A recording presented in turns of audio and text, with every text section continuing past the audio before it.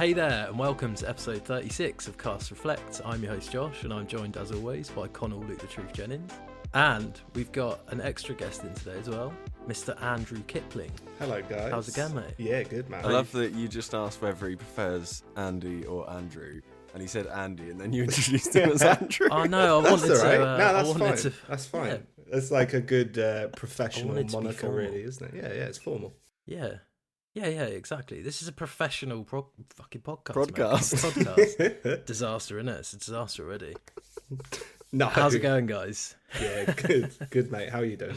Good. Thank you for. I'm good. Thanks for having me on. Very keen to talk shop, as it was. Yeah, mate. Awesome. Yeah, no, mate. it's good to have you.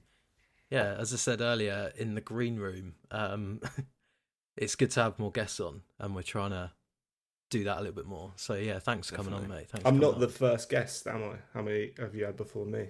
We've only had one. Oh, is so it? far, so you're the Okay, second. cool. Yeah, That's fine. yeah. That's fine. All right. Yeah, we had our mate James came on and did we did an episode about We wrestling. talked wrestling and nice, wrestling mate. games. Yeah, cool. Yeah. Fair.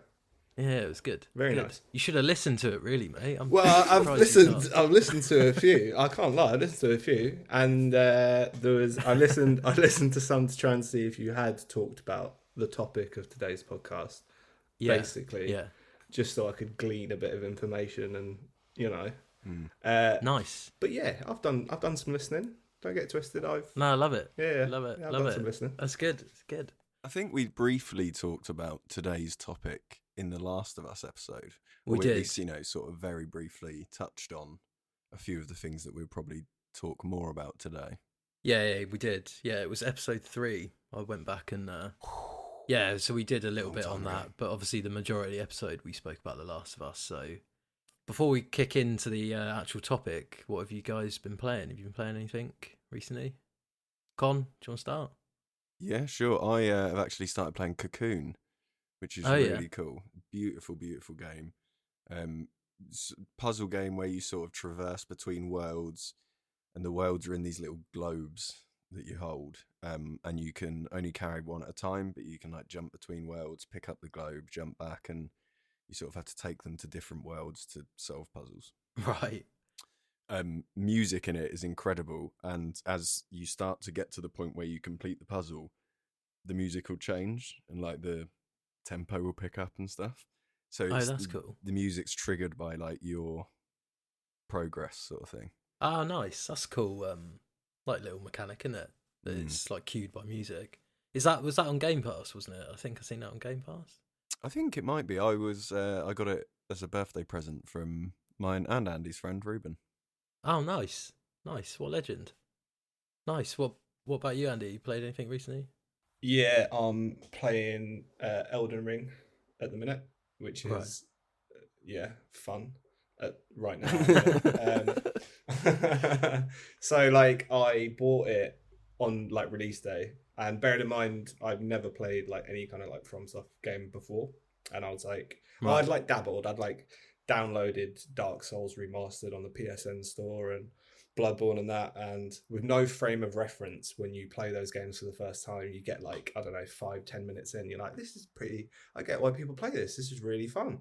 Yeah. You actually come across any kind of robust enemy and you're like, this is a piece of shit, why the fuck do people play this in the first place? And then obviously with Elden Ring I did the exact same thing. I played it, got out into Limgrave, and I went straight, because obviously as it opens out and it's Limgrave and it's all beautiful, and then you've got the tree sentinel. I was like, oh, this fucking guy, this game is clearly directing me to try and fucking kill this guy. Ran over and he just like one hit me, and then I didn't touch it again for like 11 months. And then I've restarted it again, and I'm getting it's actually fun when I stop and try and play the game properly. Yeah. But I've been leaning on Connell quite heavily. I'm like, what weapon should I use? And he's like, what build should you go for? Bloodfang. Dex build using Bloodfang at the minute. So it's a pretty popular one, I think. I think that's what my early game build was the Bloodfang. Flang? Fuck me. The Bloodfang. Why can't we talk? Bloodflanger. The Bloodflang, the classic. With the Dex build, and it's just it's a tank, isn't it? It makes light work of the bleed damage is crazy in that game. Yeah. Yeah, it's mental how they've not. Well, I don't know if they've nerfed it since, but it was I crazy. think Like, there's like mad stuff. Like Scarlet Rot's really pokey as well. If you Yeah. do like a big Scarlet Rot build, I've watched some people do that on YouTube, and the damage over time gets crazy. Yeah. There's some of the builds that I've seen online. Like, have you seen the one where the guy's like his build is Sonic? And he's like, I know. he's made this guy like blue and given him Yeah, like I massive think I've seen hair, that. and he just rolls into the enemies. And it Yeah, just like because you can get that move, can't you? Whereas like the L2 is like thunder roll or something. yeah, and it's like weapon art. I Right? watched a video where a guy made like Walter White, and he was like throwing those glintstone crystals because it's like blue. It's like blue mech. Yeah, nice, Yeah. nice. So many people have made some fucking jokes builds on that game. It's It amazing. is like a beautiful game though. The more I play it, like especially Yeah. that lift you get when you go up to Dectus. Dectus lift, yeah. Like up to the second, Yeah. like the continent on the top. Yeah. Cloud City. Mm. Yeah. Yeah, and then the well underground as well. When you like playing, so like there's like a little area to like the east of Limgrave or something, and then there's like loads of bears around there. Yeah. And there's a tiny little like I don't know what it is, like a stone building. It's like a dome, isn't Yeah. it? You go then, down and then you underneath. go in, and obviously you see the stars under that, and it's like damn. Yeah, And that lift goes on forever mate. as well. Doesn't Yeah. It really forces you to soak that view in. Yeah. It's when you find like the first map down there, and you're like, oh, there's Oh. like an underground as well. It's Yeah, like yeah. a whole nother area. Yeah, it just got so much to give that game. Like we always say, don't we, Con? Like we could easily do like a 2-hour From Software. Yeah. I mean, you could probably do a 2-hour Elden Ring special to be completely honest with you, because it's just a ridiculous game. And the DLC is probably not too far away. Nah. So how are you finding the bosses, Andy? For real, like I'm stuck at the minute on a boss, as is often the case with these games, as I am learning. But to be honest, the first guy, was it Margit the Fell Omen? That guy, Yeah. pretty ball achy, to be honest. It took me like a good while, but I think it's more just me learning like the mechanics of the game. Do you know what I mean? Yeah. Like dodge attacks and parrying and kind of things like that. And then when I beat him, that was immensely satisfying. Connor's got a little WhatsApp thread with me where I'm like, fuck you, Margit, you fucking piece of shit. And then the dude after, Godric the Grafted, and he's got like the guy in the second phase, and he gets like a dragon hand, and he's like, bear witness, like that shit's fucking cool. Yeah, The boss design is amazing. Isn't yeah, it? man. But I'm stuck on the egg lady right now, the Renala, Queen of the Full Moon. Oh yeah. Yeah. She's got like 2 phases as well. Yeah, right? yeah. I haven't got to the second phase, mate, so I wouldn't know. I couldn't tell you. But the Just spoil that one for him. that's Sorry. no, it's fine. But her like weird little acolytes are like flinging dictionaries at me. The little nerdling as a friend books. Yeah, the bookworms. Yeah. But yeah, mate. Oh, mate, Thoroughly you enjoying enjoying it though? Yeah, thoroughly Yeah, enjoying it. awesome. Probably the best game I've played. I don't know, since I'm a bit basic when it comes to games, to be honest. But like, Right. Good thing you're on a video game podcast. yeah, mate. But it is what it is. I don't know, man. No, Like, I'm joking. No, I'm kidding. It's you need the everyman on a podcast, mate. You can't go too. Oh yeah, Can't go absolutely. too niche. The everyman. The self-proclaimed everyman. The self-proclaimed everyman. Yeah. We had James on that's came on and spoke about wrestling, and the only game he's basically played was Alan Wake, so Oh, really? it's fine. Nice. Yeah, No, he's played loads of games. yeah. No, I know. He's playing Resi 4 at the Mind moment. He's been texting me about that. Oh yeah, nice. Resi 4's amazing. Well, speaking of Alan Wake, actually, I started the second one. Yeah. A couple of days ago. I've heard really good things. I've only played it for about an hour and a half, 2 hours, and it's absolutely amazing. So good at the moment, but I'm going to play it a little bit more before I go into like a proper discussion about it, because it might fall off a cliff. I don't think it's going to. I'm pretty sure it's going to be amazing all the way through, but it's well more like detective-y in terms of Okay. the cases and clues and stuff like that. I thought it would be more, I don't know. It is still like a massive survival horror game, but there's like this whole other side to it where you're actually putting the cases together and like finding clues, and that's helps you progress through the story as well. But I won't go too much into it because I've not played a lot of it yet. But yeah, that's really good, and it's a ridiculous looking game as well. Yeah, I saw Like some. one of the best games. I watched some gameplay of it, and it looked fucking gorgeous. Yeah, Yeah. like even in the performance mode on PS5, like it's just ridiculous looking. Yeah, absolutely ridiculous looking. Well, let's get onto the topic then. So we're going to do a proper podcast episode today about video game movie/TV adaptations, which is quite good because we've had the news of the Zelda movie this week, and obviously Five Nights at Freddy's came out last month, which we've all seen. Went to the cinema. Yeah, went to cinema to watch it. Wish I didn't. Yeah, but on the big screen. £16.80. I will never get back. Yeah, exactly. Well, let's start with that then. We'll start with Five Nights at Freddy's. So, I watched it last night. You guys saw it a little couple of weeks ago. What did you guys think of it? Connor, do you want to go first? I think we have what me and Andy tended to disagree on, because we did have a discussion as soon as it finished at the cinema because we watched it together. Yeah. We disagreed on how bad we thought it was. So we both thought it was bad, but we thought it was bad at different levels. I mean, I'll start with the positives, right? Yeah. The animatronic puppets looked absolutely amazing. Yeah, I agree. I thought they looked wicked. And I found out that it's done by Jim Henson's company, apparently. Yeah, it is, yeah. Carly told me that when we watched it yesterday. 100% why they look so good. Yeah. So that's the positives. That's it. I think. Really? I don't know. I think I thought it was other than the police officer. Also, I should probably say, for anyone that's actually going to watch this, we're going to go full spoilers. Oh, we're going into this. If you don't want it spoiled, then skip forward. This one. Well, no, don't listen to this bit. Listen to the podcast, just not that.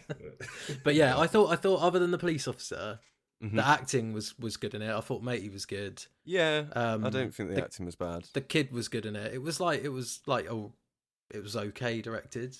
I also think, in fairness, they have given the police officer an impossible role to do, because that character is the most confusing. Honestly, she's just mad. Part of a narrative ever. It makes no sense. But we were watching it and we were just like, what if her moods just up and down all the time.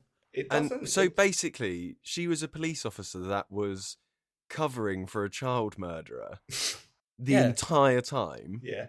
And then just decided that she was going to not cover him for it anymore because she liked the guy that was working at the pizzeria now. Also, sorry, the child murderer was also her dad, which is is just like a weird little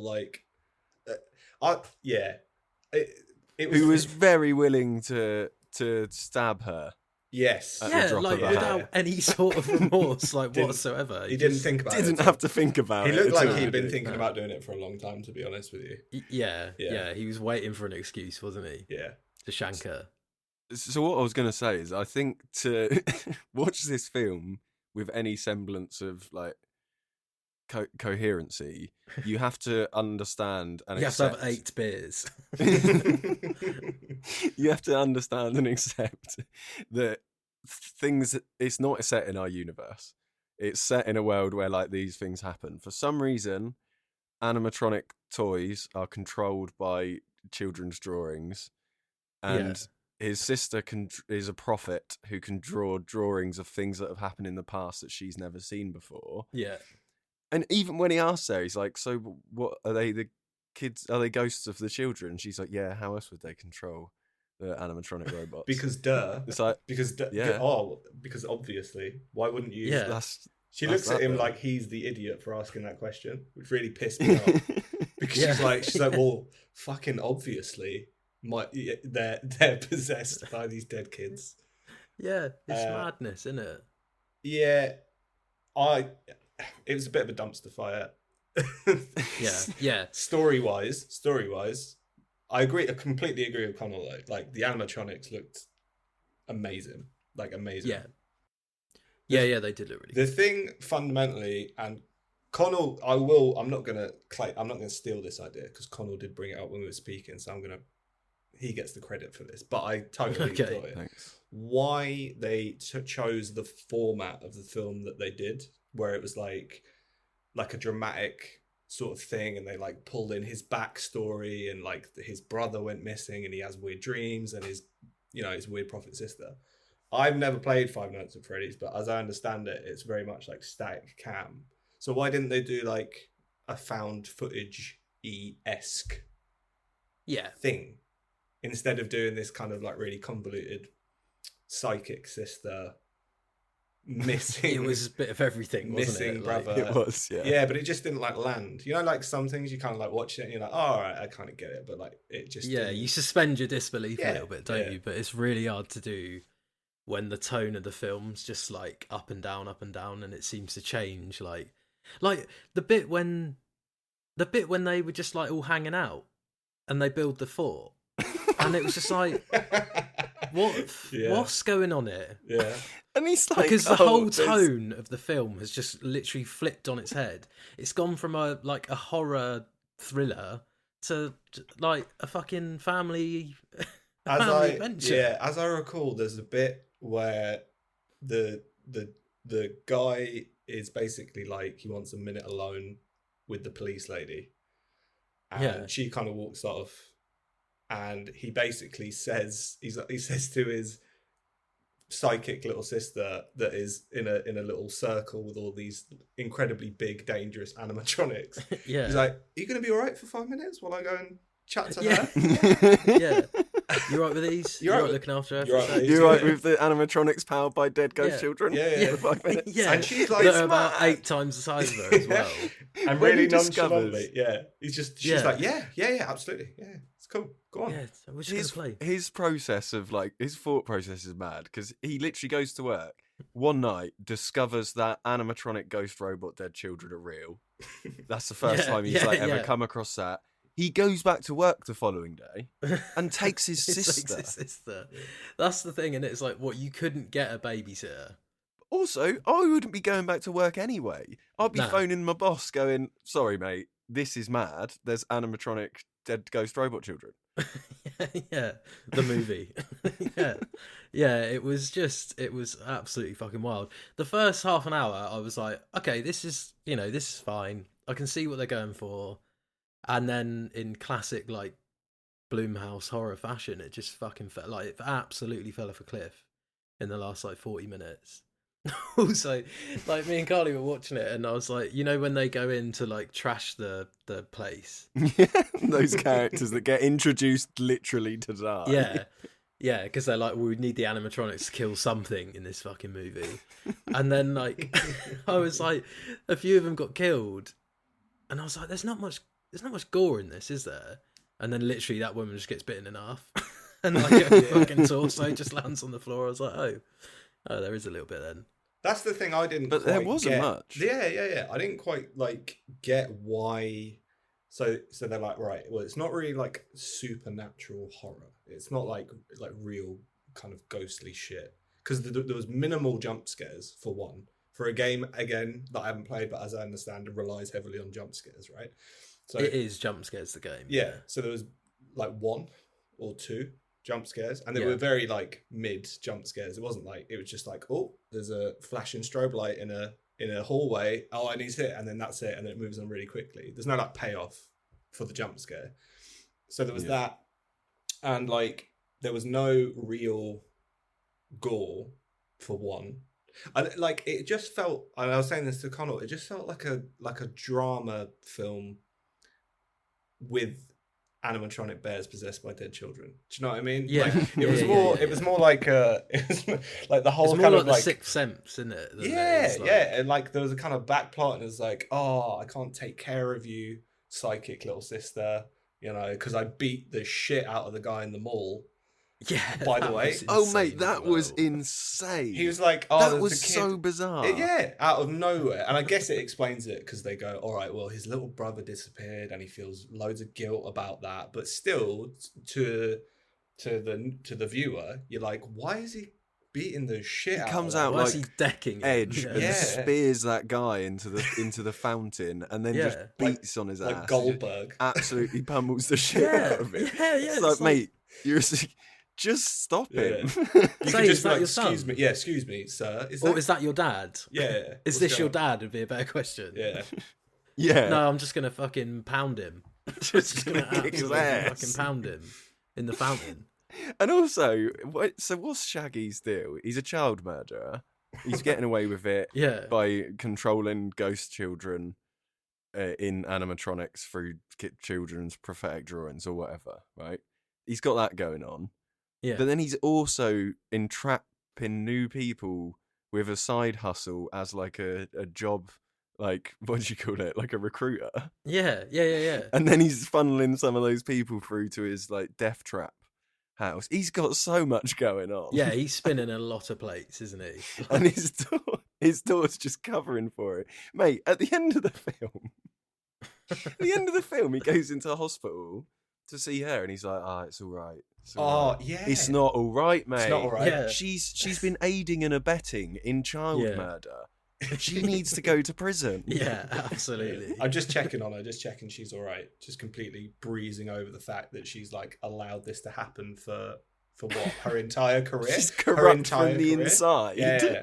So like, did she become? So that's what I want to understand. Did she become a policeman to do that? So that would be her beat, and then she could like keep that going. Granted, it's unnecessary plot, but there was a lot of unanswered questions in Five Nights at Freddy's in general. Yeah. yeah. Like, one of the main ones for me was so they go to this family retreat, right, when they're kids, to Nebraska, and his brother gets kidnapped. Just happens to be the same guy. Just happens to be the same guy that has the Five Nights at Freddy's thing. It's just like, just throw that in there for convenience. When he's like, I killed your brother, and now I'm going to... It's like, what the fuck? It's like, Yeah. So what has he been like state is hunting set? this? Has he been planning this for ages? And he's Yeah. specifically trying to get the guy from Hunger Games who Yeah. painted himself look like a tree because he's a really good baker, which is the best bit about all of the Hunger Games films, by the way. It's so funny. Just like, is he Peter. tormenting him? Well, yeah, I don't know. But then, like, he just became a security guard by chance, surely, right? Well, Like, he got funneled through at the recruitment centre, didn't he? Yeah. yeah. He didn't. But He did he kind of was- like. He didn't But give. How did he? He How didn't would give he him a know? choice, did it? It was like, well, you've beat It's the up only your job he had, last yeah. pedestrian bud, and Yeah. And you sort I of can't do I that. can't work nights. yeah, Yeah. I can't wear nights. Yeah, absolutely insane film. It just wasn't like. It wasn't like coherent enough in terms of like what was going on, and I kind of don't get why, as a format they chose this weird kind of all over the place plot to present it. Do you know what I mean? Like they could have done. Yeah. They could have like made it scary still, because the animatronics were fucking sick. But it just seemed like there was too much like exposition of them. Like they were kept really kind of scary at first, and then by the end they were just like kind of these big goofy guys that were like hanging out with the kids, and it was like, ugh, they're not scary anymore. Like they stopped being scary. So that's the thing, like, that was the big hang up for me, is like, I don't find them particularly scary anyway, but the best horror films are when you don't ever see the monster. Do you know what I mean? Like, until you catch glimpses of it or you see it right at the end, you know, like, when you see the animatronics, they look amazing, like, and they are genuinely, like, incredible to look at. The fact that they're all practical and real. Yeah. But they're just not that scary. And like you said, when they're just like hanging out with the sister, it's just, it's you know they're gonna kick off at some point, but it's like, well, they're just gonna get you, and that's it. Like there's no threat. Do you know what I mean? Like it doesn't feel like a real threat. They're just a bit annoying by the end of the movie. What I would say. No, Sorry, go on. No, go on, Con. I was going to say, I mean, you said it earlier. None of us have played Five Nights at Freddy's. I think we know what it's about and stuff, and I've seen people play it. But I think there was a lot of fan service that we just completely missed because there was things in there that were like little Easter eggs, different characters from the game, or there was the guy in the taxi driver, and the waiter were both YouTubers that played quite a lot of Five Nights at Freddy's. Yeah. So I think there was a lot of fan service and stuff that just completely went over our heads. Yeah, and I think that's part of the demographic that are going to watch the film are going to be in like that 13, 14, 15, 16-year-old bracket. Do you know what I mean? Like early teens. What rating was it? It was a 15. It was a 15. It was a 15. But that was a 15. Why was it a 15? Yeah. Nothing happened. I guess the decapitation might push it to a 15. Yeah, and there's like some swearing in there and stuff like that. But other than that, it was pretty harmless, wasn't it? As a film. I could have done without the muffin. What do you mean? Oh yeah, that little thing. Oh yeah. The little muffin that just like chomps people. Yeah, it's just so weird. I think it's just made me not want to play those games as well, like, even more. Do you know what I mean? Like, I was never that interested in playing. Like, I've seen people play them on YouTube and things, and it's like, I get it. It's probably a lot scarier when you're sat at the desk looking at the security cameras. But once you've had one jump scare, you've had them all, haven't you? In video games, especially when you're playing the same thing over and over. I think like they did a really good job. Not to be super negative about the film, but the one thing I did rate was like the set design and stuff, because I went and watched some gameplay of it and they nailed it pretty fucking well in terms of like, but again, that's to Connell's point, it's just more fan service. It looked cool to an average person who like never played the games before, but I bet there are like die-hard FNAF fans that are like rubbing their hands together with glee seeing it on the big screen. But I think it looked great. It was a great looking film.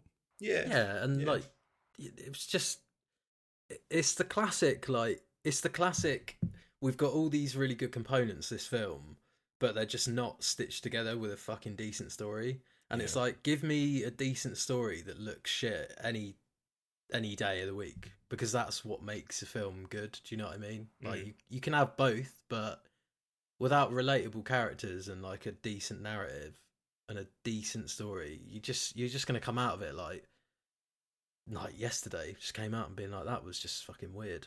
That was just a really weird film. Like I don't even get it really. It's fucking bizarre. I didn't get it.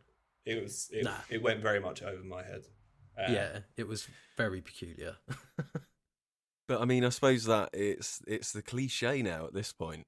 Video game adaptations to into movies, especially. I know we both enjoyed The Last of Us as a TV series. Yeah, we said it was a bit of an outlier. Why is it so difficult? I don't know. I personally, I think that it's almost like they're not they're not adapting the right video games. There's the Zelda announcement, right? Yeah, that got announced this week.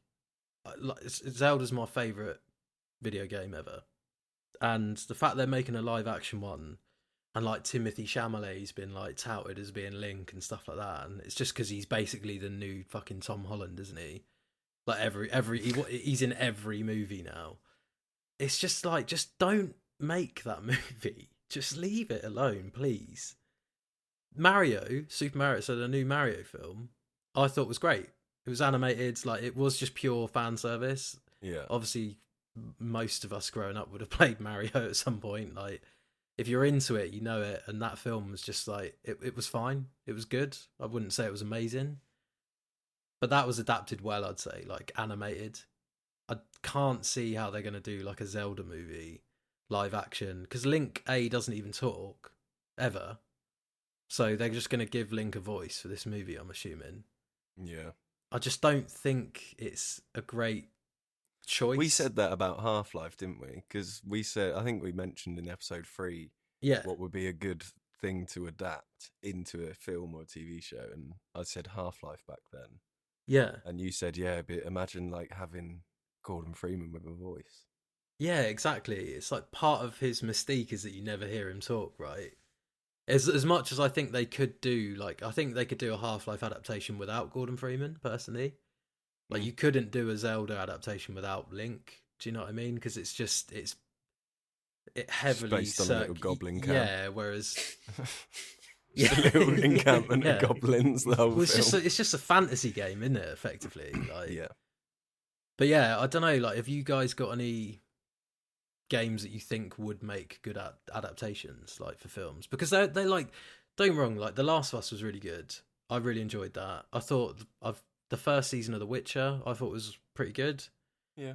Uncharted, the one that came out, is like okay. Like, again, it's just Indiana Jones, isn't it, with loads of CGI. But you look at the old ones like Doom, fucking like Mortal Kombat, Street Fighter, like Prince of Persia, man. Like, forgot that movie even came out. Like, they're woeful, aren't they? What I would say is, on my letterboxd, I gave Uncharted and Five Nights at Freddy's the same score. Really? Yeah. Okay. I thought they were both bad. I mean, yeah. I didn't hate Uncharted. I didn't. Hate My Uncharted. problem with Uncharted was it didn't feel like an Uncharted movie. No. Why wasn't the music in it until the credits? Who was Yeah. who was Sully in that again? Was it Marky Mark? Mark Wahlberg. Mark Wahlberg. Of course Yeah. it was. Of course, because of course it was. Yeah, like a guy who like acts and sounds absolutely nothing like him at all, and has been like sort of shoehorned into like. Yeah. He would have been a better role. as Nathan Drake. Well, I think the thing is that Pretty film old was though, in. right? Yeah. Well, But he's not. He's too young for Sully.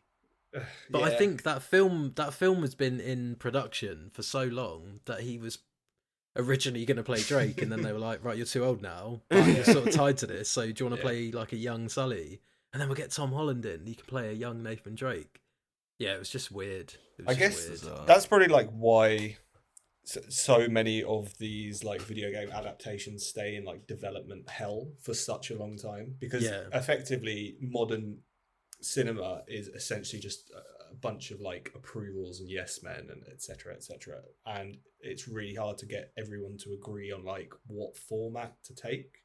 But like my take on why it's so hard to adapt it properly is because you're taking, it's just like the change of the format, if you know what I mean. A game you play, you pause it, you kind of like come back to it, yada yada yada. But it's like how it's presented. In terms of like what would be cool to adapt, I think would be like if you take an IP, you take something about it that was never really explored in the game itself, and then you like make a show about that. Like my vote, and I thought about this, did my work for the podcast. My vote, if they were going to do a adaptation, and it would work in, I think it would work in a TV show, or it would work in a film. Probably need quite a long film, but like BioShock, for example, right? Yeah. Andrew Ryan prepping Rapture. That would make a sick TV show on its own, like building Rapture and like what he plans to do with it, and getting a bit culty and like recruiting all the scientists and the artists and stuff. And like, we're going to build this utopia. Or if you did a film, you could like set up a series of like sort of BioShock films. With that, because it's more like the tone. So again, more pre-work I did for the podcast. I spent quite a lot of time this weekend watching video game adaptations. So I watched Silent Hill. I watched the Angelina Jolie Tomb Raider, which was... Oh, mate, I forgot about this. Absolutely slaps, by the way. Mate, it's so good. The most naughty movie ever. Yeah. And I watched Resident Evil, the Mila Jovovich, the first one, not any of these crazy sequels. No, my God. Interestingly enough, I watched 2 of the sequels. Did you? Did you? What ones did you watch? Did you watch Apocalypse? I watched Apocalypse and Extinction. Yeah. So how many did they make? How many did they make? It's like 7, 5, isn't it? Yeah. 1, 2, 3, 4, 5, 6 of them. Have either of you seen the whatever it's called, the one that came out last year. Yep, I also watched that. Is it Return to Raccoon City or something like that? Return to Raccoon The City. one that they were like, yeah, it's going to be just like the first game, and I got really excited Welcome to about Raccoon it. City. Welcome to Raccoon City. Yeah. And it was just, yeah. Gave that exactly the same score as Five Nights at Freddy's and Uncharted. I'd rather watch Five Nights at Freddy's, and I fucking love Resident Evil, but I'd actually rather watch Five Nights at Freddy's again. I don't know, man. Yeah, I rated the first Resident Evil films objectively. I think it's sick. Like it's not a perfect. I haven't film seen it for a long time by any means, but it's just like no messing. You get loads of like nods to the games. Like it opens up. I would say it's the best Resident Evil film. Like it opens up with the eye, and then like they're in a mansion, and then it goes to the hive and all that cool shit. You get the lasers. Yeah, the lasers. It's very much it's very much of its time as well. Like the soundtrack was banging. I gave that a little listen. Like Marilyn Manson did the soundtrack, and it had like Slipknot and Fear Factory and shit like that. And you're like, yeah, that like suits the time really well. But, a full download lineup. Yeah, pretty much. Yeah. I must admit, like for them to do, so they could have just done like basically what that Welcome to Raccoon City movie did, and just try and copy the game. But to be fair, they did add in, this extra. Well, they sort of blended the first two games as well. Yeah, exactly. Yeah. For a game that was almost like advertised as being the mansion, you were in the mansion for a very short amount of time. For about 5 minutes. Yeah. Well, the first three games happen within about 24 hours of each other. So I guess it's just one of those, isn't it? I agree, Andy, with you. Bioshock would make a good movie, I think, or a TV show. I love the idea of the Andrew Ryan thing, like almost kind of like Boardwalk Empire style. Like, he's sick. like a bit of a gangster. You know what I mean? And like, you've got all the different sort of crime syndicates. Like, I'd love to see more of Rapture in its pomp. Because obviously most of the time you just see it and it's just fucked. Yeah. But seeing it like, with all the little gangs and stuff, and it's almost like a crime drama would be awesome. Yeah. And then you could go into a second season which follows Jack, and that would be really cool. Well, they did I think Del Toro was originally supposed to do a Bioshock adaptation, but again it just got canned like a lot of other ones. I think a lot of them get canned. Yeah, it's because a lot of them come in.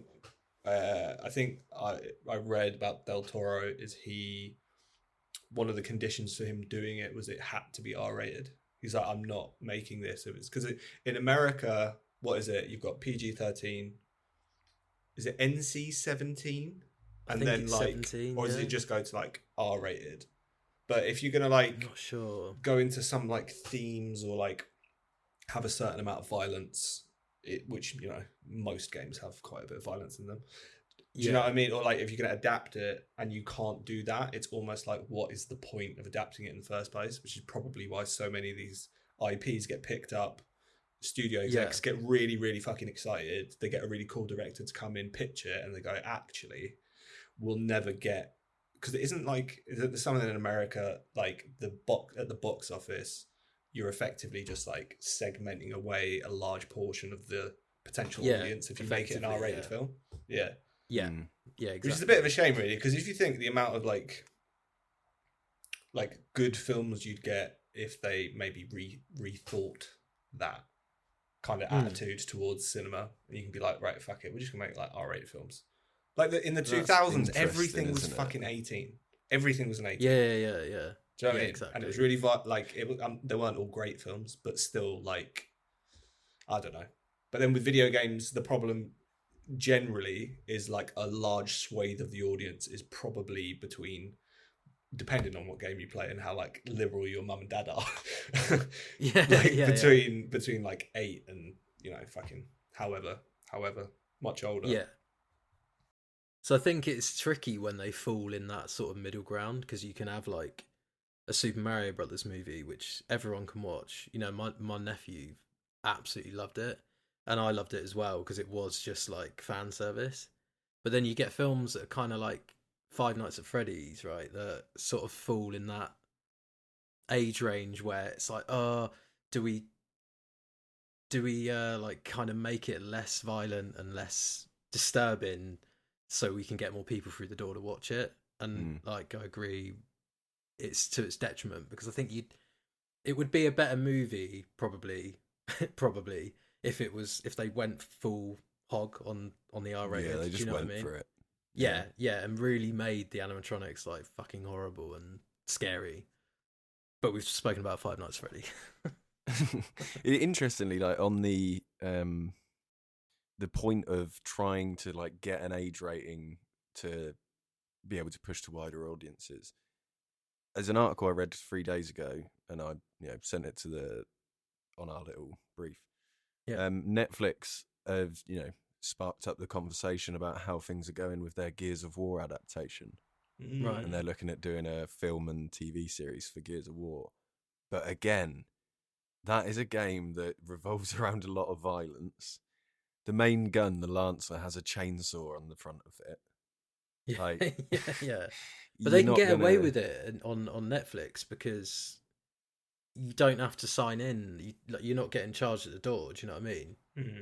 Yeah. Like so they earn their money through their streams rather than. Yeah. I mean, Yeah. HBO is the other one, right? Like HBO, they can basically kind of do what they want. I don't think they'd like tackle an IP like a video game. Though. Aren't Apple doing the Fallout show? I think it's Apple doing the Fallout show. That got Fallout one. I don't know. We can talk about it. That got leaked on YouTube, by the way. There's a teaser out of the Fallout TV show, which really, yeah. Which again, like all things Apple, looks great. How it'll translate into like an actual TV show that we'll watch for like 10 episodes or more, I don't know.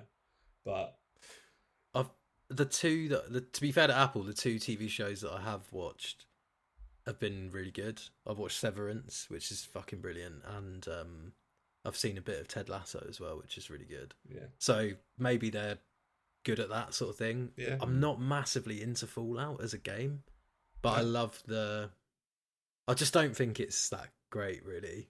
It's just alright. mechanically, It does a job. It's fine. But as a TV show, I could see that being like, there's loads of stories they could tell within that universe. I was going to say, there's a lot of options there. Yeah. They've got freedom to reign and do whatever they want, basically. But then if you take the kind of 50s futuristic aesthetic away from it, is it just another like post-apocalyptic? Yeah. Like, do you know what I mean? And I know you could say that for The Last of Us. Like, if you take the fact that it's a fungal virus out of it, it's just another zombie. But then the story is amazing in The Last of Us, isn't it, as well? Yeah, you just need some writing chops, don't you? Yeah. That's the key, isn't it? That's the key. Just get good writers in. Talking of the key, I discovered a new director when watching films for this podcast. Yeah. It's a man named Uwe Boll. Uwe Boll? Yeah, Uwe Bolly. He has done a slew of video game movies. Yeah. One of which is quite commonly, if you just Google his name, it says the worst video game film of all time. What is it? Alone in the Dark, which I watched with Christian Slater and Tara Reid. What? It's got like an actual actors. Mate, you've heard of. He's got a Dungeon Siege film Who's making a Dungeon Siege Jason Statham. No, it's not real. It is real, mate. Honestly, Google this. It is madness. And he's done House of the Dead film. How do you adapt that? Mate, there's one of the shots in the film is literally just the game. Oh, yeah, it's just going to be awful, isn't it? Have you watched? I've watched Alone in the Dark, yeah. Okay. Any good? It's terrible. Why is it so bad? Terrible. It's so dull. It's so, like, unbelievably cheesy and on the nose. Not in, like, a fun way. Yeah. Just in a really bland way. Because Christian Slater's a bit cheese anyway, isn't he? So he's like... And the CGI was absolute pants.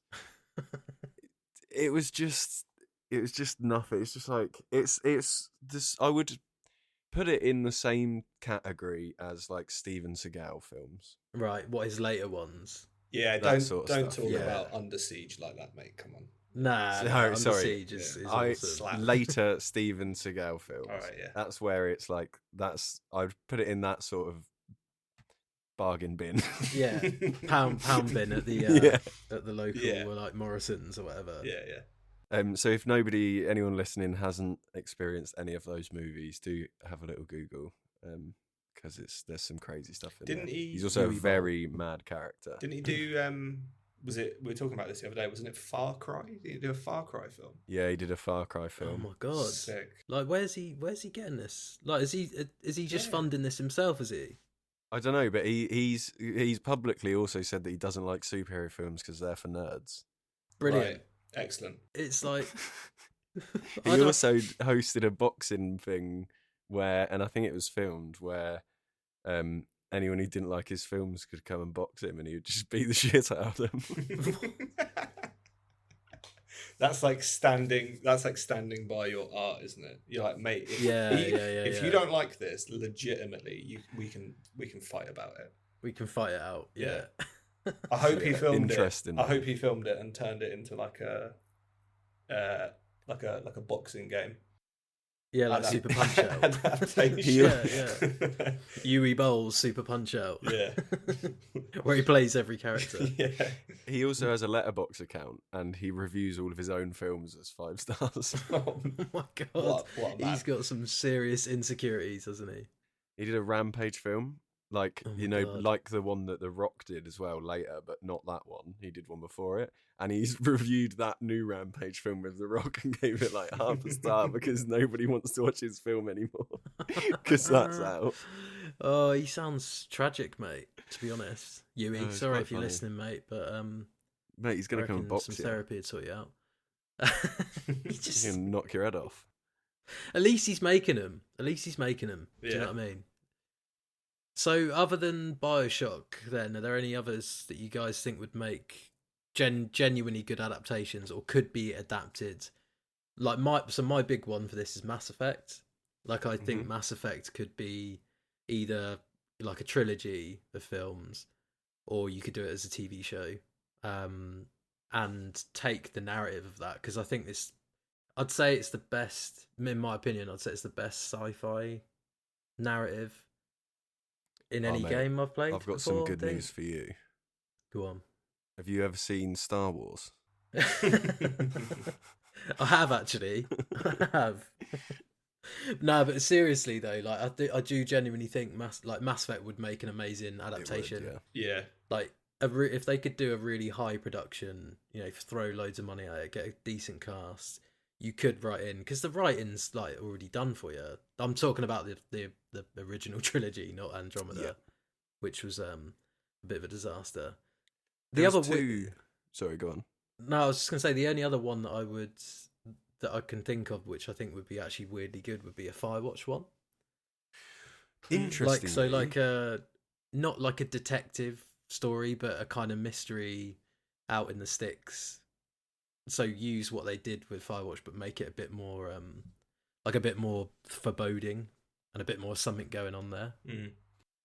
Interestingly, the gamer.com have a list of sort of expected video game franchise films and TV shows. What have they got? And they did note in 2020 there was a deal struck for a Firewatch movie.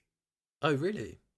There's deal a lot struck on here. Yeah, where- that's what I mean. A lot of it's very vague. Yeah. But there are some that have come out in there since posting. So Hmm. one of them was Five Nights at Freddy's, and that just says confirmed by director May 2022.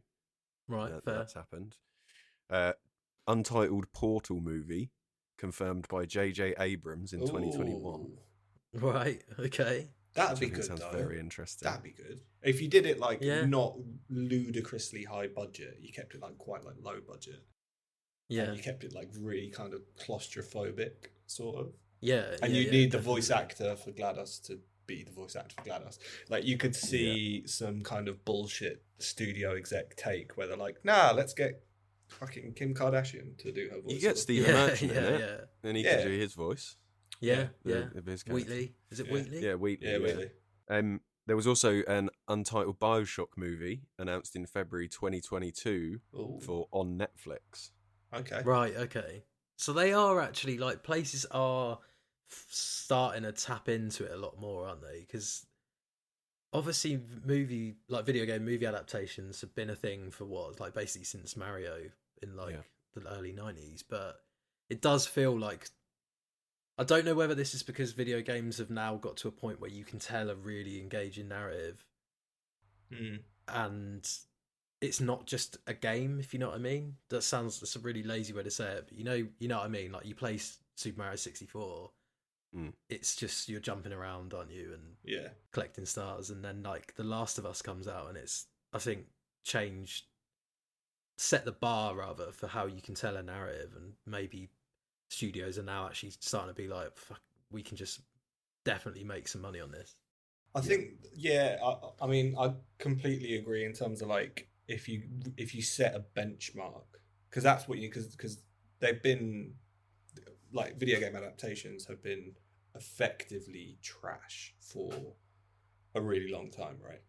Like they have. There's not been like one real good standout film, I'd say, like an objectively good film movie, that isn't like super dated or anything like that for like quite a while, other than like what are like personal favorites like Resident Evil and sort of shit like that. But if you take Last of Us as like the level, it'd be really cool to see what they do moving forward, and as if they start like taking it seriously, because it always seems like everything's been kind of like half-hearted, like before, like they're always kind of like taking little bits of an IP like Resident Evil or something. Like it's kind of a mishmash of different games.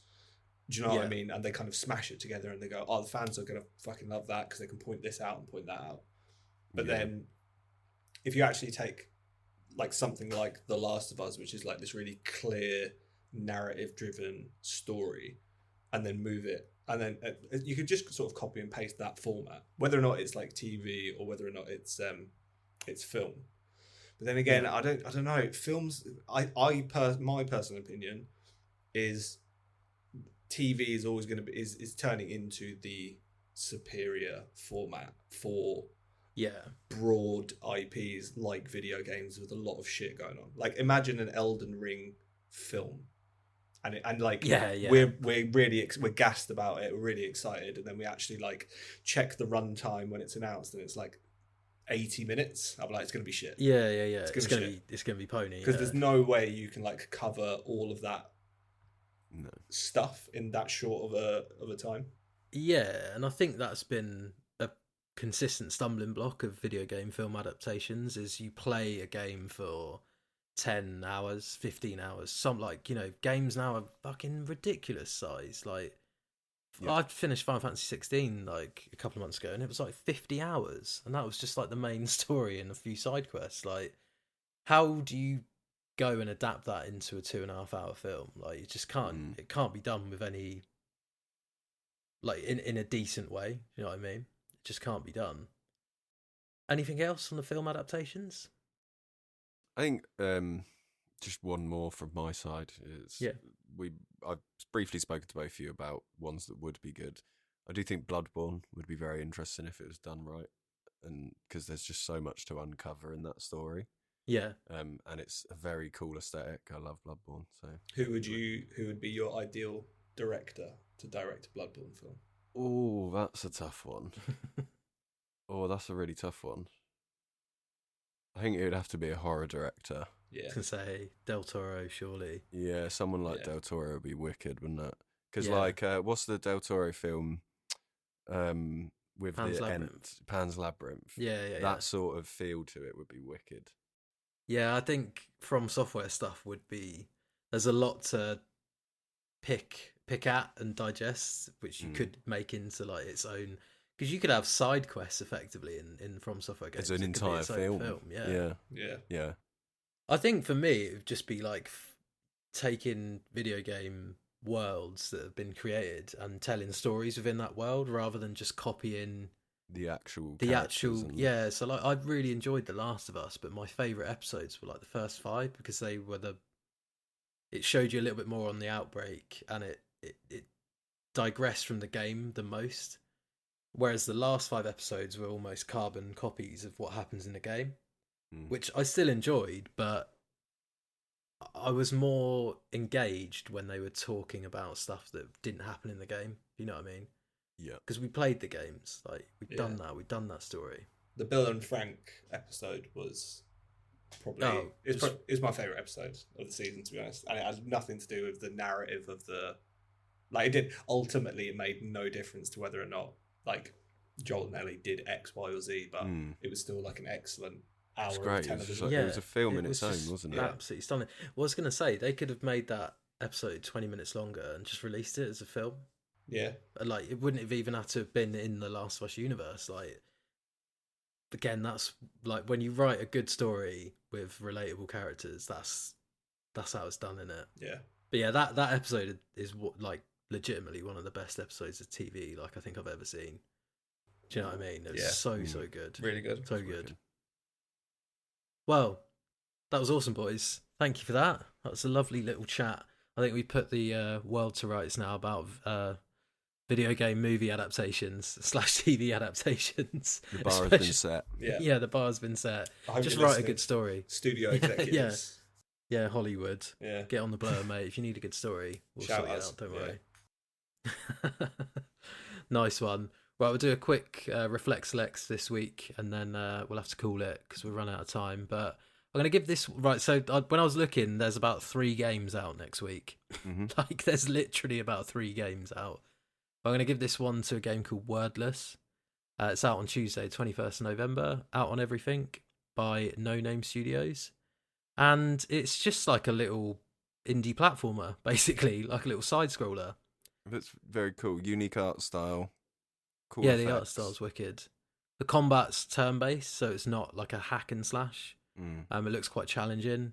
It's got like some RPG elements in there as well, and I think the platforming looks like it kind of takes cues from Celeste and Ori, like some of the sort of like not quick time platforming, but you have to get somewhere in one move rather than you can stop.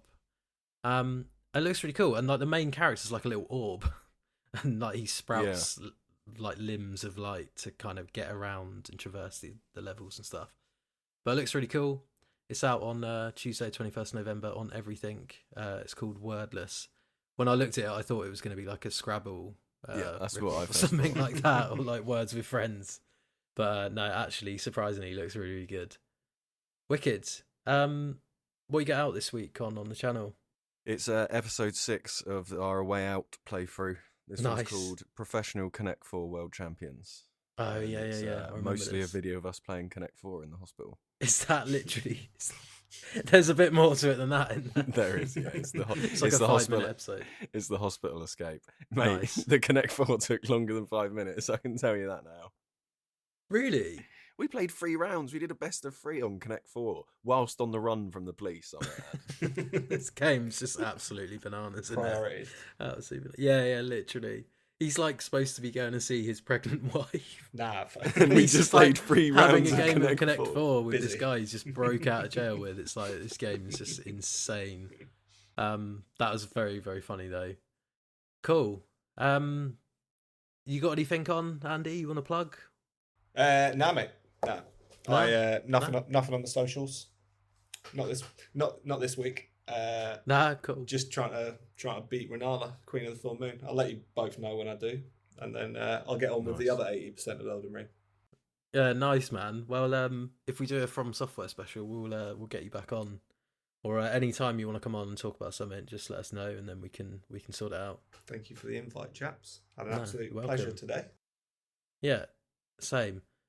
Well, that'll do us this weekend. What the fuck do I say for this weekend? That's because it's nearly Monday, isn't it? Fuck me. Right, well, thanks as always for joining, you guys, and thanks for listening, everyone. Thanks, guys. And we'll see you all in episode 37. We out of here.